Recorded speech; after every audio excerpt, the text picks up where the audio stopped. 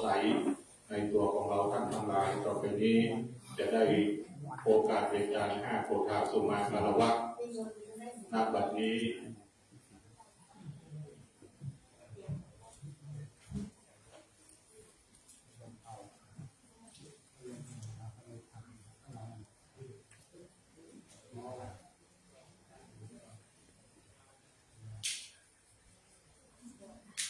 โยสันนิสินโนวราโพธิโมเลมาลังสัสเสนามมหันเตวิจโยสัมโพธิมาคันจินอนันตัญญโนโลกุตโมตังปันนามามิพุทธังตังปันนะมามิธัมมังตังปันนะมามิสังฆังโยโสภควาพระเป็นเจ้าทุนประเสริฐสันนิสินโนอันสถิตแล้วนั่งเต้นแก้วแทบไม้โคจะไหลมาละวิจโยหมู่มารเจียมจากไปทุกด่านดาวมากคนมีสัมโพธิมากันทินตัดเถิดแล้วปัญญาแก้วชื่อสัพพัญโยได้เป็นกูแก่โลกยอดเงยงามทั้งกิเลสจะมานหมดหมดเมียนหมู่แสนเสียจากลาคีอนันตัญญโนโลกุตโมตนทะลงพญาดียศยิ่งกว่าโลกุตโมตนผาเสริฐกว่าโลกโลกาตังพญามามีพุทธังอันว่าพระพุทธเจ้าตูนปากแก้ชนะมารถึงพระองค์นิพพานไปเมินนานแล้วยังมีศาสนาแก้วและคำสอนผู้ฆ่าตั้งหลายขออนุโมทนากับไว้จุวันมาตังปนมามีธรรมังผู้ฆ่าตั้งหลายปฏิบัติตามคำสอนทุกวันมีตังปนมามีสังฆังสาธุโอกาสาคาเดพระรัตนตรัยแก้วเจ้าทั้งสามพระธรรมไม่มีพระพุทธเจ้าเป็นเขาเป็นประธานในข้าวขาบันนี้ก็หากมาเป็นวันดีที่อันวิเศษเป็นวันอาสาฬหะปูจาเป็นวันที่สิใสพอเศร้าก็ใจเวียนมาทุกจอดรถเติม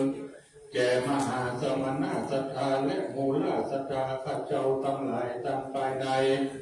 และภายนอกภายในไม่มีพระเดชพระคุณหลวงพ่อพระธรรมเสนาบดีท่านเจ้าอารมาธิบดีสุปานเจ้าวัดพระบรมธาตุเจ้าโดยสุเทพวสเนเจดีไปนอกหงแห่งห้องมีอุบาสกอุบาสิกาข้าเจ้าทั้งหลายก็ได้พากันถลุงคงไปทุกแต่งเป็นรองน้อมนำมายังที่ผาลาจาดวงดอกเขาตอกดอกไม้ลำเทียนมาจำเนียนไว้เหนือขันปันเป็น5 โพธาปัตมาอีภาคเบื้องต้นหัวตีผู้กาทั้งหลายขอสวายสุมาปุจจายังองค์พระมุนีสลีสัมมาสัมพุทธเจ้าตนเป็นปิ่นเก่าติโลกาจารนำทรัพย์สงสารมวลหมู่ได้หอยนาเข้าสู่เนรปานนับไพมานเสียงขาดทุกทิยาโคธาวิภาคอันโดนสองผู้คาทั้งหลายขอถวายสุมาปุจจายังคุณพระนวโรกุตละธรรมเก่าประการ10 กตัมภะปริยัติธรรมยงเลิศแล้ว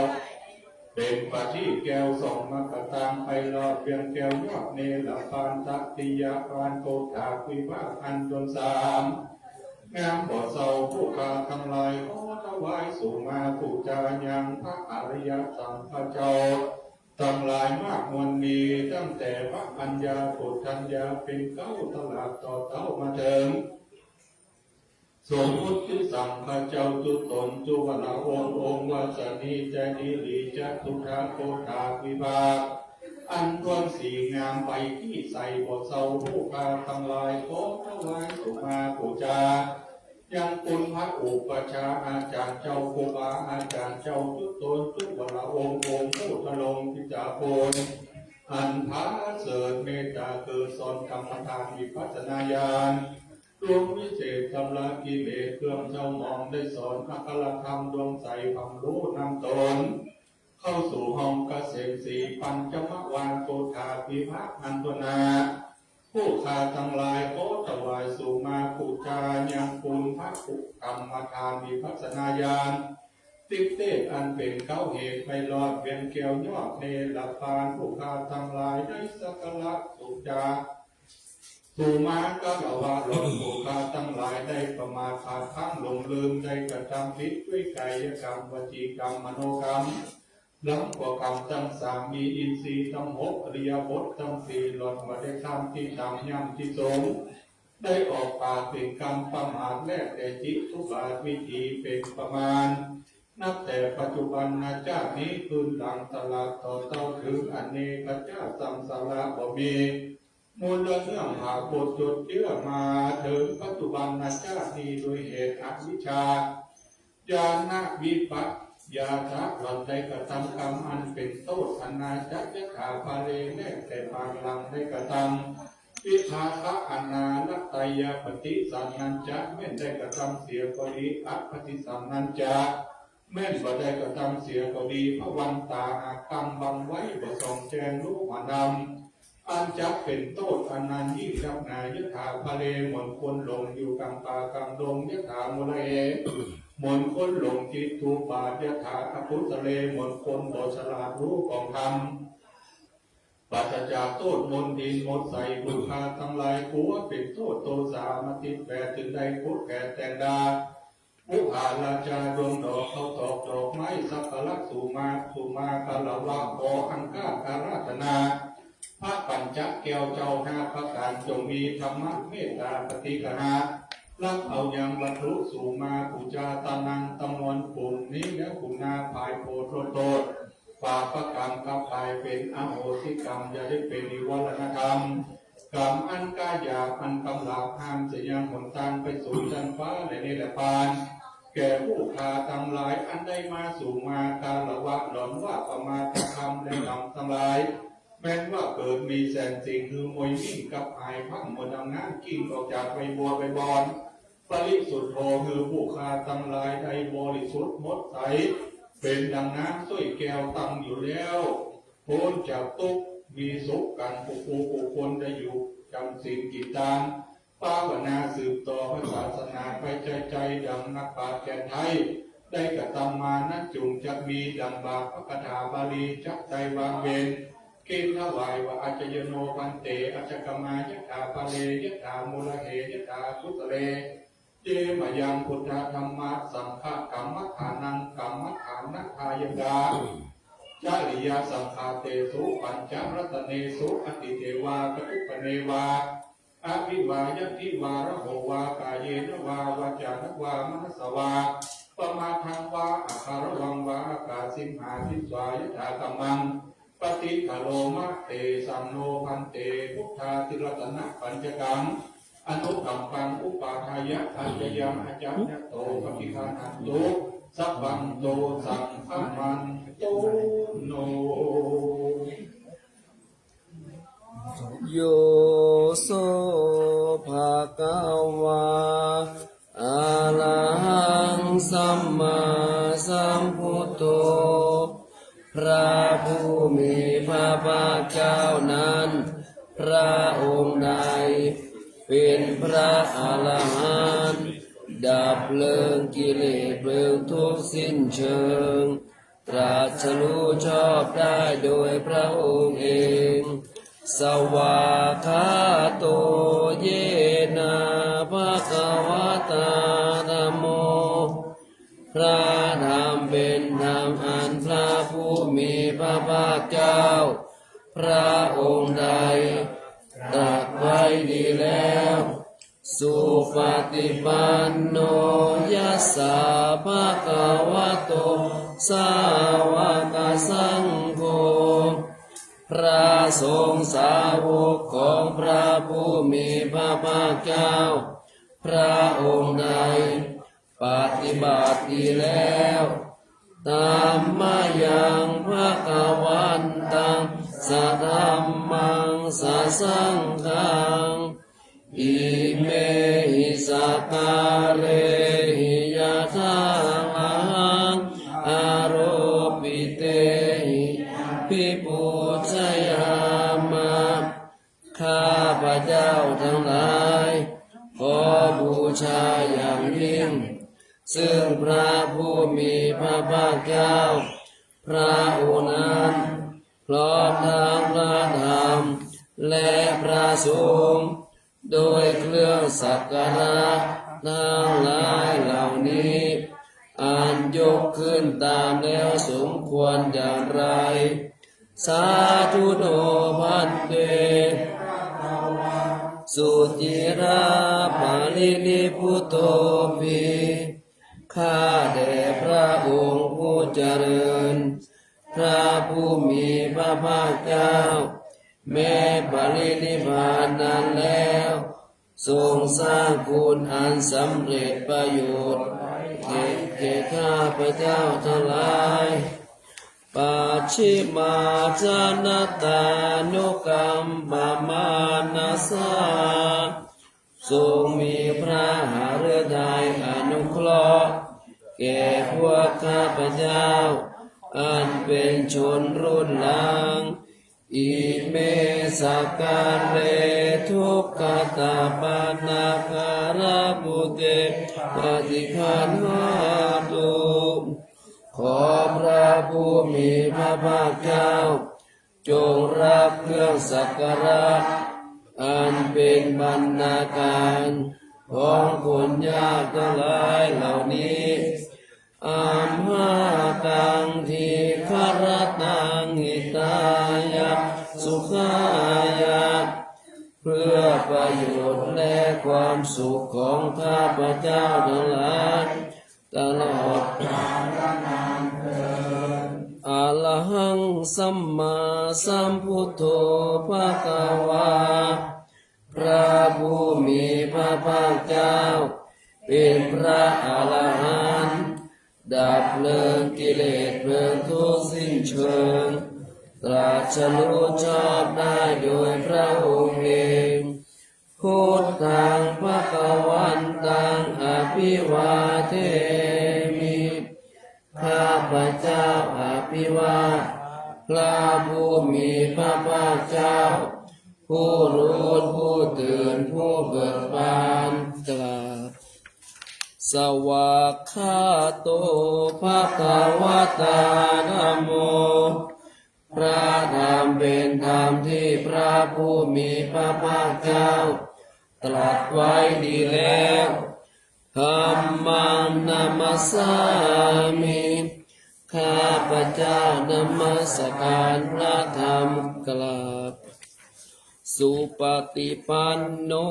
ภะคะวะโตสาวกสังโฆพระสงฆ์สาวกของพระผู้มีพระภาคเจ้าปฏิบัติดีแล้วสังฆังนะมามิข้าพเจ้านอบน้อมพระสงฆ์กราบนะโมตัสสะภะคะวะโตขอนอบน้อมแด่พระผู้มีพระภาคเจ้าพระองค์นั้นอะระหะโตซึ่งเป็นผู้ไกลจากกิเลสสัมมาสัมพุทธัสสะตรัสรู้ชอบได้โดยพระองค์เองนะโมตัสสะภะคะวะโตขอนอบน้อมแด่พระผู้มีพระภาคเจ้าพระองค์นั้นอะระหะโตซึ่งเป็นผู้ไกลจากกิเลสสัมมาสัมพุทธัสสะตรัสรู้ชอบได้โดยพระองค์เองนะโมตัสสะภะคะวะโตขอนอบน้อมแด่พระผู้มีพระภาคเจ้าพระองค์นั้นซึ่งเป็นผู้ไกลจากกิเลสสัมมาสัมพุทธัสสะตรัสรู้ชอบได้โดยพระองค์เองอิติปิโสภะคะวะอะระหังสัมมาสัมพุทโธวิชชาจารณะสัมปันโนสุขโตโลกวิทูอนุตตโรปุริสธรรมสารติสัทธาเทวมนุษย์สานังพุทโธภะคะวะ องค์ใดพระสัมพุทธสุวิสุทธสันดานตัดมูลกิเลสมารบ่มีมนมีมองมัวหนึ่งในพระทัยทานก็เบิกบานคือนอกบัวราคีบ่พันพัวสุวาค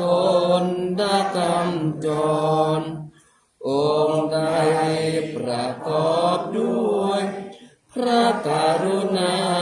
ดังสาครโปรดหมู่ประชากรมาละโอตกันดานทางบรรเทาทุกข์และชีสุขเกษมสารชี้ทางผ่านนรพานอันพ้นโศกวิโยคภัยพร้อมเป็นจะปิตาจักสุจราชวิมลใสเห็นเหตุที่ไกลไกลก็เต้นโจกพระจักจริงกำจัดนับใจยากสันดานบาปเพศชายหญิงได้พึงพิงมาละบาปบำเพ็ญบุญข้าขอพระนอบน้อมศีลกล่าวบังคมคุณสัมพุทธการุณยาภาพนานนิรันดรกราบสวากขาโตภะคะวะตาธัมโมสันติติโกอาคาลิโกเอหิปัสสิโกโอปานาลิโกปัตตตังเวทิตาโพหิติธรรมะคือคุณากรส่วนชอบสาธรดูดดวงพระทิพย์ชัชวานแห่งองค์พระศาสดาจารย์ส่องศาสันดานสว่างกระจ่างใจมนทำได้นับโดยมรรคผลเป็นแปดพึ่งยนต์และก้าวกับท่านนรบาลสมญาโลกอุดรพิสดารอันลึกโบราณพิสุทธิพิเศษสุขใสอีกทางต้นทางคันไลนามขนานการกายปฏิบัติปริยัติเป็นสองคือทางดำเนินดุจคลองให้ล่วงลูปองอย่างโลกอุดรโดยตรงข้าขอโอนอ่อนอุตมงนบธรรมจำนงโดยจิตและกายวาจากราบสุปฏิปันโนภะคะวะโตสาวกสังโฆอุชุปฏิปันโนภะคะวะโตสาวกสังโฆยายาปฏิปันโนภะคะวะโตสาวกสังโฆสามีจิปฏิปันโนภะคะวะโตสาวกสังโฆยาทิตังจัตตาริปุริสายุคานิอัตถปุริสาบุคลาเอสะภะคะวะโตสาวกสังโฆอาหุนายโยปาหุนายโยทัตถินายโยอัญชลิกรณิโยอนุตตรังปุญญาเขตังกัสสติ ทรงได้สาวกศาสดารับปฏิบัติมาแด่องค์สมเด็จพระกวันเห็นแจ้งจตุศาสตร์เสร็จมันรู้ทางนิอันระงับและดับทุกภัยโดยเสด็จพระผู้ตรัสไตรปัญญาของสายสะอาดและปราดมัวมองเกินหาทางข้าศึกมองบ่มีลำพองด้วยกายและวาจาใจเป็นเนื้อนาบุญอันภัยสาแด่โลกใดและเกิดพิบูลผุนพ้นสมอย่าเอารถทศพลมีคุณอนุนอเนกจะนับเลือตราข้าขอนกหมู่ภาสราพกสูงคุณานุคุณประดุจรามพันโดยเดชบุญค่าอภิวันพระไตรรัตน์อุดมดิเรกนิราสายจงช่วยขจัดโพยภัยอันตรายใดๆจงดับและกลับเสื่อมสูญกลาบอิทาตถาคโตโลเกอุมันโนอะระหังสัมมาสัมพุทโธพระพุทธเจ้าทรงบังเกิดขึ้นแล้วในโลกนี้เป็นผู้ไกลจากกิเลสตรัสรู้ชอบได้โดยพระองค์เองธัมโมจะเทสิโตนิญาณิโกอุปัสสมิโกปาลินิพานิโกสัมโพธคามิสุขตัปปเวทิโตและพระธรรมที่ทรงแสดงเป็นธรรมเครื่องออกจากทุกข์เป็นเครื่องสงบกิเลสเป็นไปเพื่อปรินิพพานเป็นไปเพื่อความรู้พร้อมเป็นธรรมที่พระสุคตประกาศมะยันตังธัมมังสุตตวาเอวังชนามาพวกเราเมื่อได้ฟังธรรมนั้นแล้วจึงได้รู้อย่างนี้ว่าชาติปิทุกขาแม้ความเกิดก็เป็นทุกข์ชราปิทุกขาแม้ความแก่ก็เป็นทุกข์มรณะปิทุกขังแม้ความตายก็เป็นทุกข์โสกะปริเทวะทุกขโทมานะสุปายาสาปิทุกขาแม้ความโศกความร่ำไรรำพันความไม่สบายกายความไม่สบายใจความข้าบแค้นใจก็เป็นทุกข์อาปิเยหิสัมปโยโคทุกโขความประสบกับสิ่งไม่เป็นที่รักที่พอใจก็เป็นทุกข์ปิเยหิวิปโยโคทุกโขความพลาดพลาดจากสิ่งที่เป็นที่รักก็ใจก็เป็นทุกข์ยัมปิชังนาลปาติตามปิทุกขังความปรารถนาสิ่งใดไม่ได้สิ่งนั้นก็เป็นทุกข์สังกิตเตนะปัจจุปทานขันธาทุกขากล่าวโดยย่ออุปทานทานความยึดมั่นถือมั่นทั้งห้าเป็นตัวทุกข์ไสยาทิทางเป็นทุกข์อย่างไรรูปูปาทานขันโธอันคือความยึดมั่นถือมั่นในรูปเวทนาปาทานขันโธอันคือความยึดมั่นถือมั่นในเวทนาสัญญาปาทานขันโธอันคือความยึดมั่นถือมั่นในสัญญาสังขารูปาทานขันโธอันคือความยึดมั่นถือมั่นในสังขารวิญญาณูปาทานขันโธ กันคือความยึดมั่นถือมั่นในวิญญาณเยสังปริญญายะเพื่อให้สาวกกำหนดรอบรู้ในอุปาทานขันธ์เหล่านี้แลภารมโนโสภควาพระผู้มีพระภาคเจ้านั้นเมื่อยังทรงพระชนอยู่เอ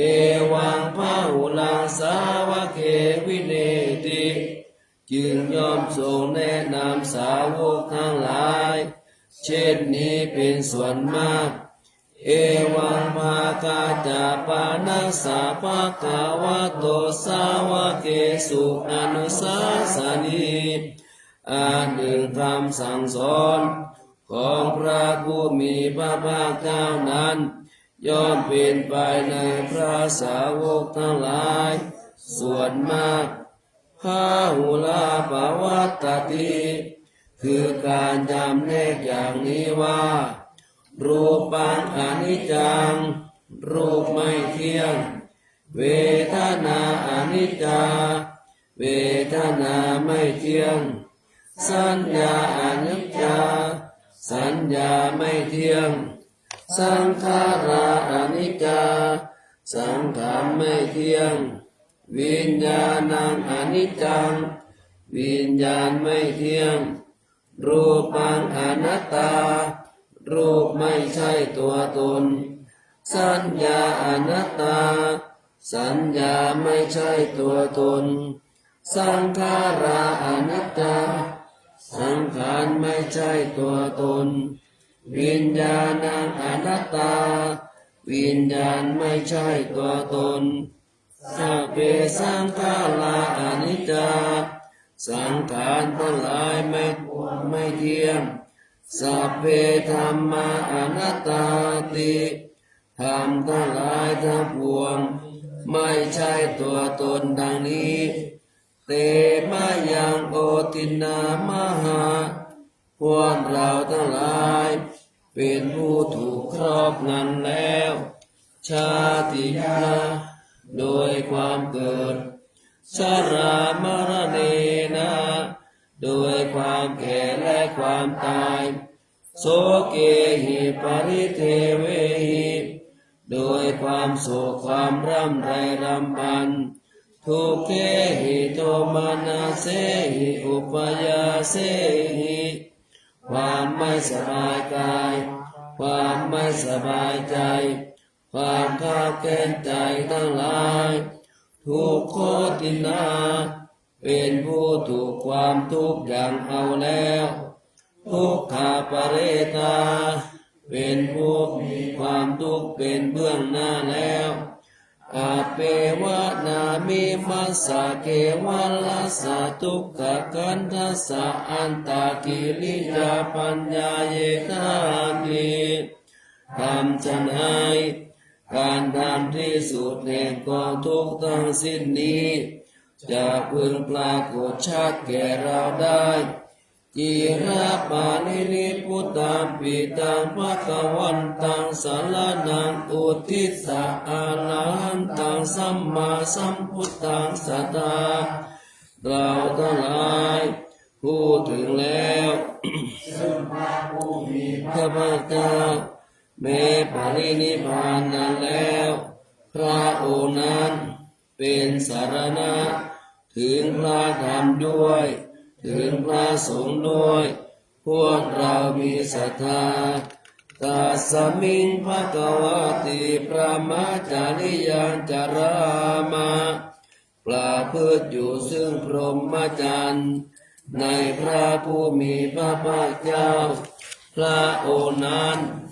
ตังโนพระมัจจาริยังอิมัสสะเกวัลลัสสะทุกขกันทัสสะอันตากิริยายาสังวัตตุ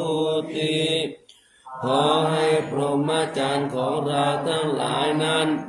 จงเป็นไปเพื่อการกระทำที่สุดแห่งกองทุกข์ทั้งสิ้นนี้เถิดอะยังโคเมกายโยกายของเรานี้แลอุทังปาทาตาลา เบื้องบนแต่พื้นเท้าขึ้นมาอาโทเกสมัตตกาเบื้องต่ำแต่ปลายผมลงไปตาจาปริยันโตมีหนังหุ้มอยู่เป็นที่สุดรอบปุโรนานะปะกาลสาเต็มไปด้วยของไม่สะอาดอาสุจิโนมีประการต่างๆอาติอิมัสสมิงกาเยมีอยู่ในกายนี้คือเกสาผมทั้งหลายโลมาขนทั้งหลายนาขาเล็บทั้งหลายหันตาฟันทั้งหลายตะโจหนังทั้งหลายมังสังเนื้อทั้งหลายนาหารู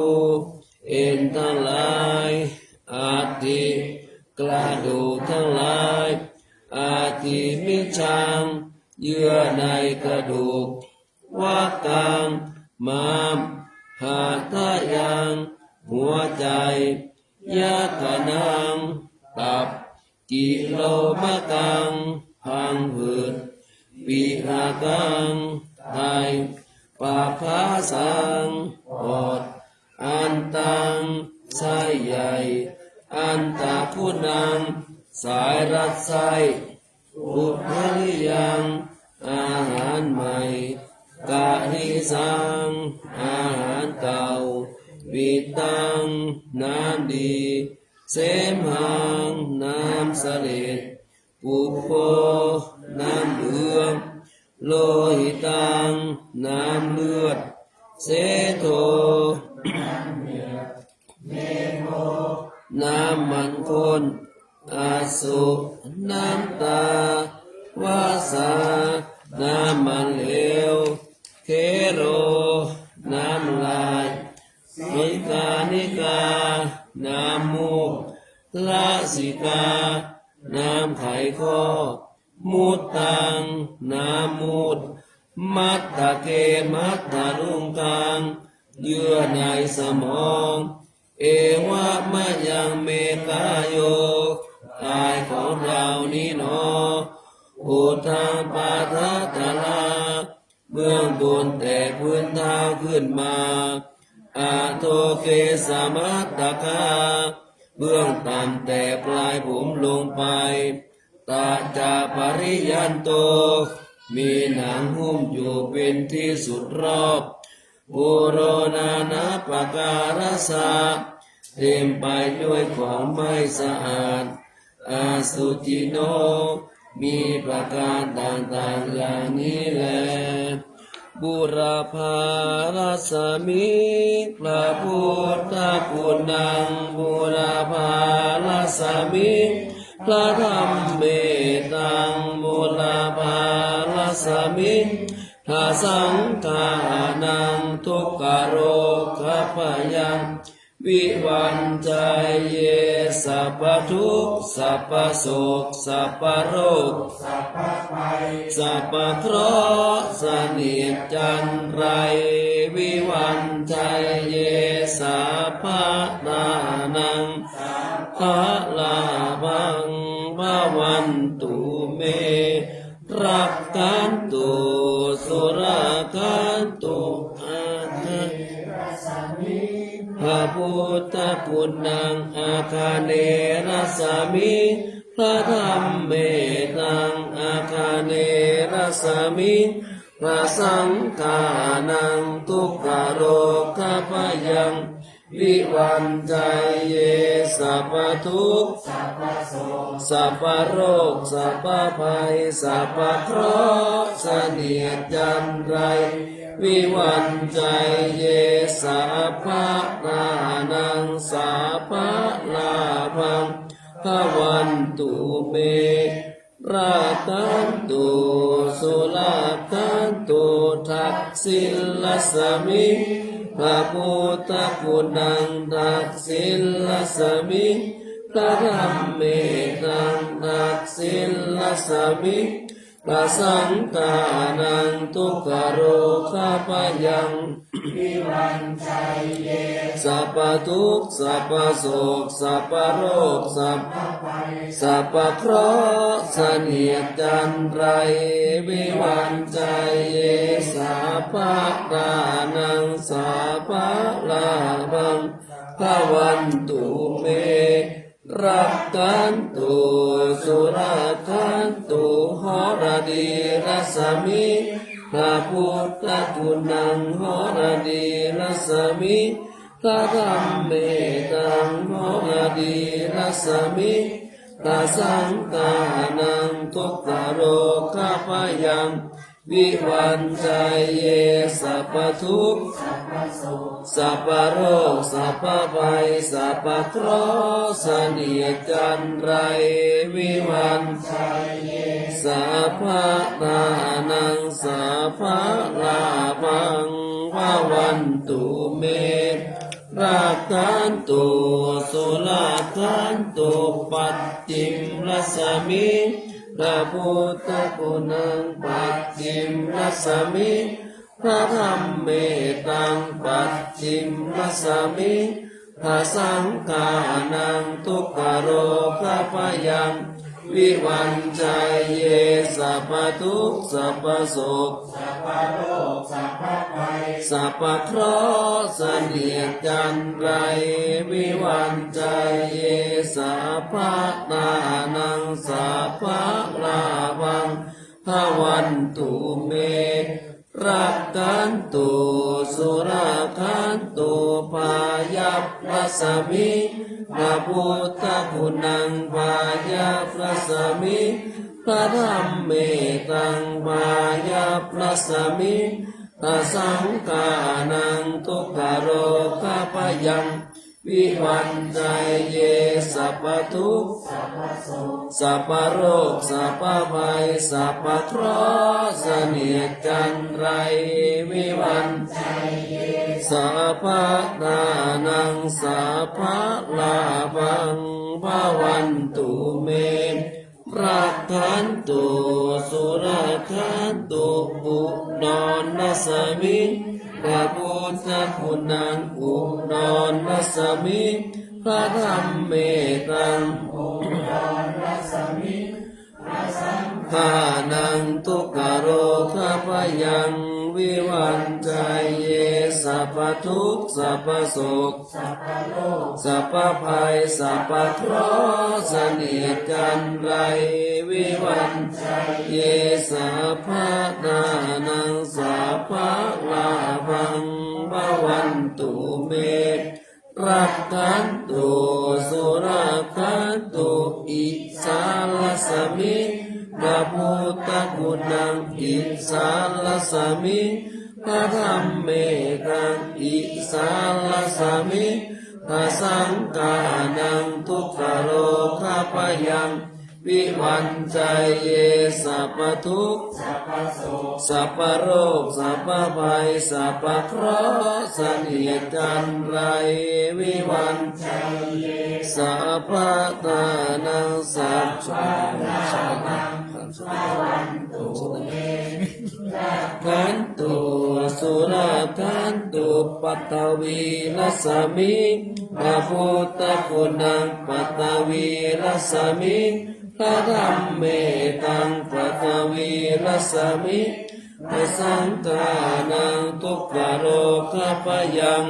วิวันชัยเยสัพพทุกข์สัพพโศกสัพพโรคสัพพภัยสัพพเคราะห์เสนียดจันไรวิวันชัยเยสัพพะทานังสัพพะลาภังภวันตุเมรักขันตุสุราคันตุคงคาลัสมิงพระพุทธคุณังคงคาลัสมิงพระธรรมเมตังคงคาลัสมิงพระสังฆานังทุกขโรคาปยังวิวันชัยเยสัพพทุกข์สัพพโศกสัพพโรคสัพพภัยสัพพเคราะห์เสนียดจันไรวิวันชัยเยสัพพะทานัง สัพพะลาภังวะวันตุเมรักขันตุสุรักขันตุอากาศรัสมิงพระพุทธคุณังอากาศรัสมิงพระธรรมเมตังอากาศรัสมิงพระสังฆานังทุกขโรคพยังวิวันชัยเยสัพพทุกข์สัพพโศกสัพพโรคสัพพภัยสัพพเคราะห์เสนียดจันไรวิวันชัยเยสัพพะทานังสัพพะลาภังพระวันตุเมรักขันตุสุรักขันตุอัคคีลัสสมิงพระพุทธคุณังอัคคีลัสสมิงพระธรรมเมตังอัคคีลัสสมิงพระสังฆานังวิวันชัยเยสัพพทุกข์สัพพโศกสัพพโรคสัพพเคราะห์เสนียดจันไรวิวันชัยเยสัพพทานังสัพพะลาภังพระวันตุเมรักขันตุสุรักขันตุอิมัสสมิงมงคลจักรวาลทั้งแปดทิศประสิทธิจงมาเป็นกำแพงแก้วทั้งเจ็ดชั้นมาป้องกันน้อมล้อมรอบครอบทั่วอนัตตาราชเสมานาเขเตสัมมันตาสัตโยสนสัตสหัสสานิบุตตาชาลาปริเกเตสุลาทันตุอิมาสมิงมงคลจักรวาลทั้งแปดทิศประสิทธิจงมาเป็นกำแพงแก้วทั้งเจ็ดชั้นมาป้องกันน้อมล้อมรอบครอบตัวอนัตตาราชเสมานาเขเตสัมมันตาสัตโยสนสัตสหัสสานิธรรมชาลาขันตุสุลาขันตุอิมัสสมิงมงคลจักรวาลทั้งแปดทิศประสิทธิจงมาเป็นกำแพงแก้วทั้งเจ็ดชั้นมาป้องกันน้อมล้อมรอบครอบตัวอนัตตาราชเสมานาเขเตสัมมันตาสัตโยสนสัตสหัสสานิปัจเจกาพุทธชาลาปริเกเตตุสุราคันตุอิมัสสมิงมงคลจักรวาลทั้งแปดทิศประสิทธิจงมาเป็นกำแพงแก้วทั้งเจ็ดชั้นมาป้องกันน้อมล้อมรอบครอบตัวอนัตตาราชเสมานาเขเตสัมมันตาสัตโยสนสัตสหัสสานิสังฆาชาลารักขันตุสุรักขันตุนะโมพุทธายะนะโมธัมมายะนะโมสังฆายะอัปปามาโนพุทโธอัปปามาโนธัมโมอัปปามาโนสังโฆพุทโธเมนะโธธัมโมเมนะโธสังโฆเมนะโธกัมมัฏฐานังเมนะทังกัมมัฏฐานะหายกาจาริโยเมนะโธอะหัมพันเตพุทธานุสติกัมมัฏฐานังยาจามิพุทธานุสติกัมมัฏฐานังเทธเมพันเตอาหัมพันเตธัมมานุสติกัมมัฏฐา ยาตามิธรรมานุสติกัมมัฏฐานังเทธเมพันเตอาหัมพันเตสังฆานุสติกัมมัฏฐานังยาตามิสังฆานุสติกัมมัฏฐานังเทธเมพันเตอาหัมพันเตวิติปุปาจาราสมาธิยาจามิข้าพระเจ้าจะเจริญพระกรรมฐานภาวนาบูชาคุณพระรัตนตรัยอุดมสร้างสมทศบารมีธรรมทำเป็นอิทธิบาททั้งสี่บ่มอินทรีย์ให้แก่โดยการสังหารนิวรณ์ห้าให้หายสืบสายวิตกวิจารปิติสิริรวมสุขเอกคตาต่อมาให้ถึงธรรมไหมล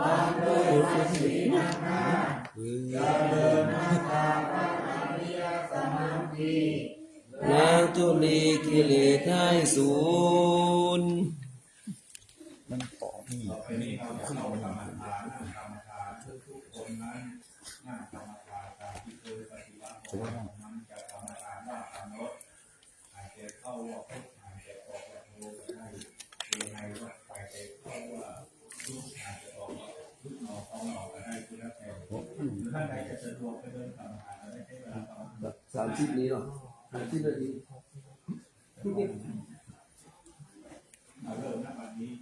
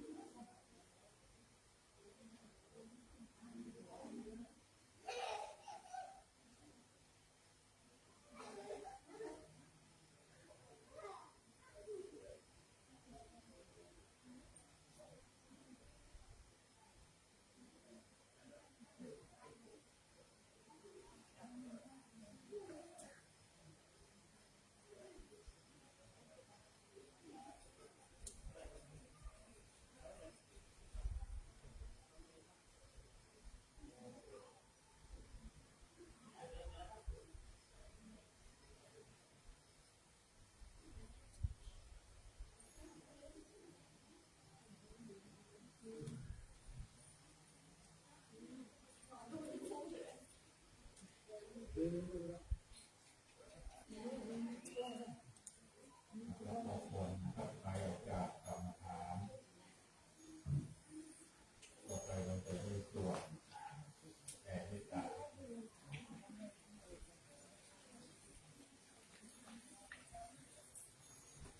สัพเพสัตตาอันว่าสัตว์ทั้งหลายทั้งปวงที่เป็นเพื่อนทุกข์เกิดแก่เจ็บตายด้วยกันทั้งหมดทั้งสิ้นเวลาพ้นทุกข์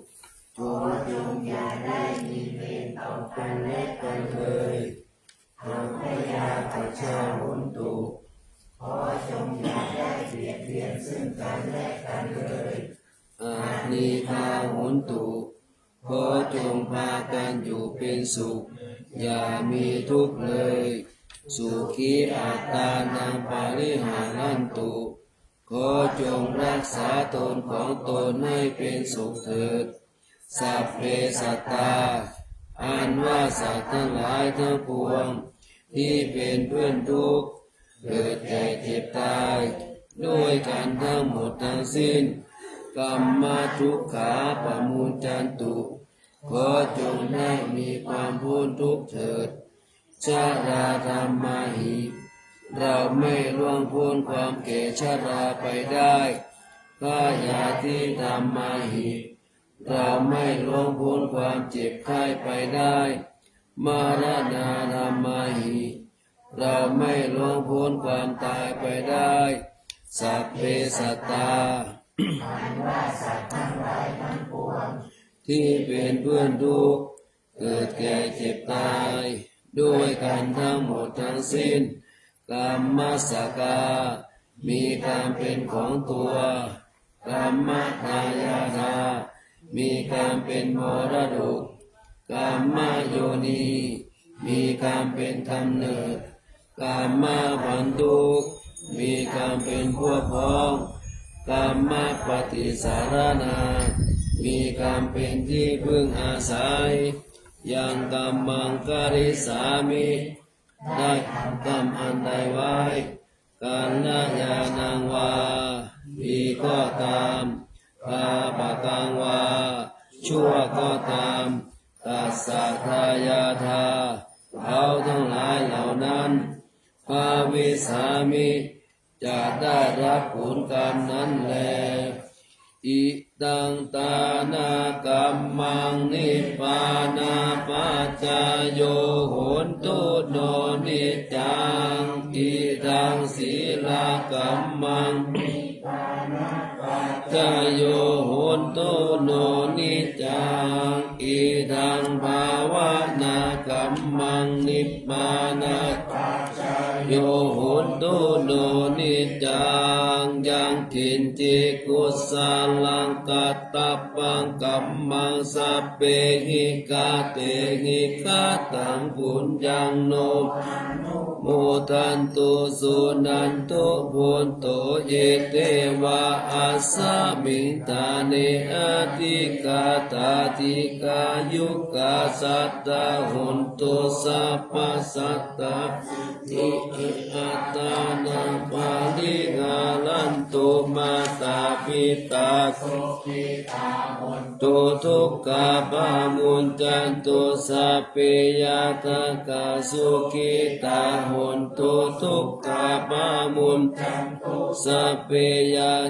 ติกาสุขิตาหุนตุทุกขปามุนจันตุสัพเพปิสาสัพเพยัคขะสัพเพเปตาสุขิตาหุนตุทุกขปามุนจันตุสัพเพนักขัตตาสุขิตาหุนตุทุกขปามุนจันตุสัพเพเทวาสุขิตาหุนตุทุกขปามุนจันตุสัพเพอาจาริยุปัจจายาสุขิตาหุนตุทุกขปามุนจันตุสัพสัมปติดังสามิจันตุโว วันทามิพุทธังสัพพังเมโพสังฆามาทาเมพันเถวันทามิธัมมังสัพพังเมโพสังฆามาทาเมพันเถวันทามิสัพพังเมโตสังฆามาทาเมพันเถวันทามิปัจจายาจาริเยสัพพังเมโตสังฆามาทาเมพันเตวันทามิกัมมัฏฐานังเมโตสังฆามาทาเมพันเตวันทามิอาลามเมสัพพังเมโตสังฆามาทาเมพันเตวันทามิเจติยังสัพพทาเนสุปาติทิตาสานิลาทัตตุมหาโพธิสกาลสัทธานาทาโลเกเทวาโลเกพระมะโลเกสัมพุติตาดิปิสาลิลาตาตุโยเกสาตาตุอาลาหันตาตาตุโยเจติยังคันตาโกติ